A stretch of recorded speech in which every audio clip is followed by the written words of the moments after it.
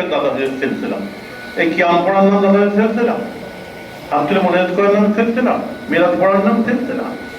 বিশ্বাসের না কথা, সারা বিশ্বে যত সিলসিলা আছে, যেখানে সেজদায়ে তাইয়্যিবা আছে, দেখেন তরিকার যত বিশ্বে যত সিলসিলা এসেছে সব তরিকা নিয়ে এসেছে। মাসলাক নিয়ে কোনোদিন সিলসিলা হয় না, তরিকা এবং মাসলাক নিয়ে দাদা হয়েছিল সিলসিলা। বলুন সুবহানাল্লাহ।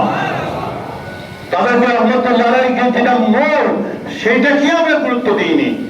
জীবনে খুলে দেখেন, খালি ইলমে তাসাউফের কথা, তরিকার কথা, বাতিলি কথা, তাদের জীবনী 5 ভুলি যেগুলো জীবনী খুলে দেখেন, খালি বাতিলের কথা, ইলমে তাসাউফের কথা তারা বেশি আলোচনা করেছেন। তার সঙ্গে জাহিরি, তো সেটাকে আমরা উড়িয়ে দিচ্ছি। জাহিরি ইলমটাকে, নামাজ রোজা আমলটাকে কার্যকরী করতে গেলে বাতিলটা একদম এসেনশিয়াল, নাহলে হবে না। আমলটা রাখবেন কোথা?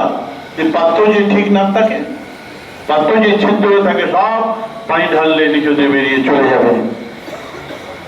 আপনার আমার কলমটাকে ঠিক করতে হবে, নামাজ রোজা ইবাদত বন্দেগী আমলটাকে আমরা রাখবো কোথায়? বুঝতে না কথা? তো আমার ভাইরা, আজকে মুজাদ্দেদ জামান দাদা রহমতুল্লাহ আলাইহি সিলসিলার বৈশিষ্ট্য মেন ইলমে তাসাউফ, যে জিকির, এটা বর্তমান সময় উঠে যাচ্ছে। আলেম ওলামারা, মৌলভী সাহেবরা, হুজুররা